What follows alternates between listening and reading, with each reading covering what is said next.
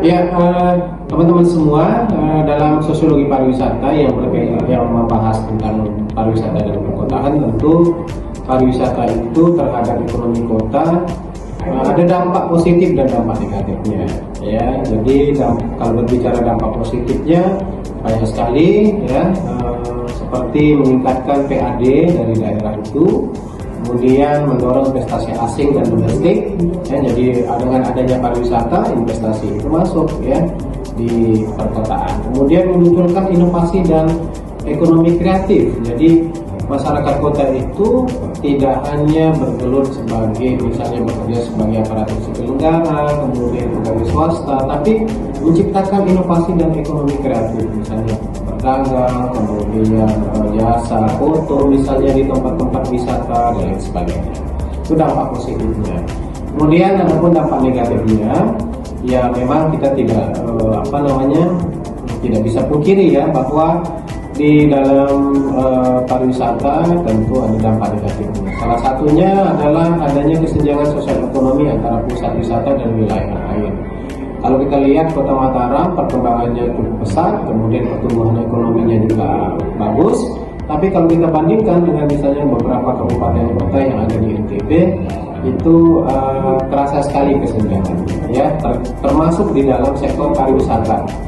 Kemudian ada yang menarik juga dampak negatifnya, kenaikan harga tanah atau sewa rumah atau lahan di pariwisata. Itu di Kota Mataram kalau kita bandingkan jauh sekali melambung tinggi harga-harga tanah, ya, harga rumah di perkotaan.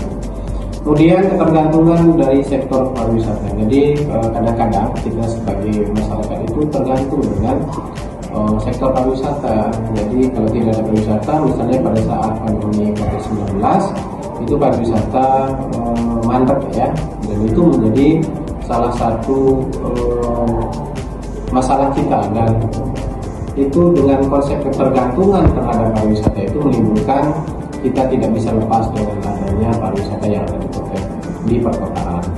Kemudian tentunya yang masalah klasik, ya, masalah basic, yaitu kemacetan, kemudian polusi dan tekanan dan serta infrastruktur kota yang ada itu mengalami peningkatan, ya. Kalau kita dulu, saya membayangkan ketika saya berkuliah dulu di Mataram, kondisi jalannya masih lumayan lenggang, ya, tidak sepadat yang sekarang.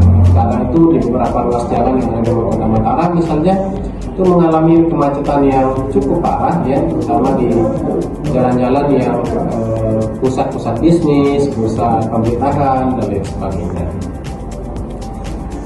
Saya kira itu, ya, materi kita terkait dengan pariwisata dan ekonomi perkotaan. Jadi kesimpulannya bahwa